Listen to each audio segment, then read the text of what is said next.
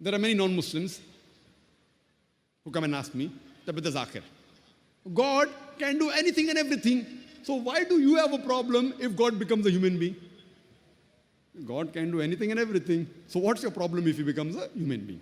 I said, fine, if I agree with you for sake of argument, that God can do anything and everything, and if God can become a human being, if God becomes a human being, he ceases to be God. Because the qualities of God and human beings, they are opposite. Almighty God is immortal. Human being is mortal. You can't have a person who's immortal and mortal at the same time. You can either have an immortal person or a mortal person. You can't have an immortal mortal person. It is meaningless. Almighty God, he has got no beginning. Human beings have a beginning. You can't have a God-man. A person having a beginning and no beginning at the same time, it is meaningless. Almighty God has got no end. Human beings have an end. You can't have a person who has an end and no end at the same time. It is meaningless. It's like me telling you, I saw a tall, short man. I can either see a tall man or a short man. I can see a medium man. I can't see a tall, short man. It's meaningless. I can't see a fat, thin man. I can either see a fat man or a thin man or a medium man, but not a fat, thin man. Therefore, if you say Almighty God became a human being, then he ceases to be Almighty God. If his Almighty God can do anything and everything, human beings, we require to eat. Almighty God does not require to eat. Allah says in the Quran in Surah Anam, chapter number 6, verse number 14, he feedeth everyone, but does not require to be fed. Almighty God does not require to eat. We human beings, we require sleep, we require rest. Almighty God does not require sleep and rest.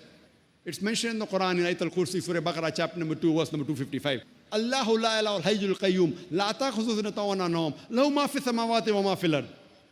He is Allah, one and only, the absolute, the eternal. No slumber can seize him, nor does he require rest. To him belongs everything in the heavens and the earth. Therefore, if you agree with this argument that Almighty God can do anything and everything, and if Almighty God becomes the human being, you have to agree that he ceases to be God. So if a person who ceases to be God and becomes the human being like you and me, then why should I worship a human being like you and me? It does not make sense. And if some people say again that human being became God, if human being can become God, even you and I can become God. So where's the question of human being becoming God? So therefore, this argument that God can do anything and everything, if you go a step further, if God can do anything and everything, God can even tell a lie.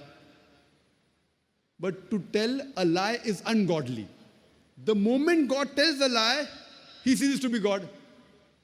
In the same argument, Almighty God, if he wants, he can do injustice. But it is ungodly to do injustice. Allah says in Surah Nisa chapter 4 verse number 40, Allah subhanahu wa ta'ala is never unjust in the least degree. The moment God does injustice, he ceases to be God. In the same argument, if God can do anything and everything, Almighty God, if he wants, he can forget. But to forget is ungodly. Allah says in Surah Taha chapter number 20 verse 52, Allah subhanahu wa ta'ala never forgets. The moment Almighty God forgets, then he ceases to be God. If you agree with the same argument, God can do anything and everything, Almighty God can make a mistake. But to make a mistake is ungodly. Allah says in the Quran in Surah Taha chapter 20 verse 52, Allah subhanahu wa ta'ala never errs. He never makes a mistake. The moment Almighty God makes a mistake, he ceases to be God. Therefore, if you read the Quran, nowhere does the Quran say Allah can do anything and everything. What does the Quran say? Inna Allah ala kulli shay'in qadir. Verily, Allah has power over all things. It's mentioned several places in the Quran. In Surah Baqarah chapter number 2 verse number 106. Surah Baqarah chapter number 2 verse number 109. Surah Baqarah chapter number 2 verse number 284.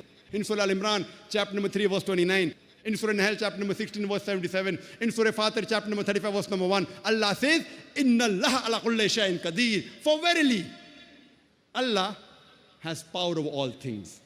And Allah says in Surah Buruj, chapter number 85, verse number 16, that Allah is the doer of all he intends.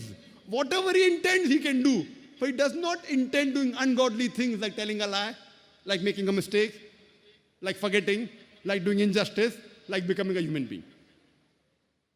So the Quran says, Inna Allah ala kulli shayin qadir. For verily, Allah has power over all things.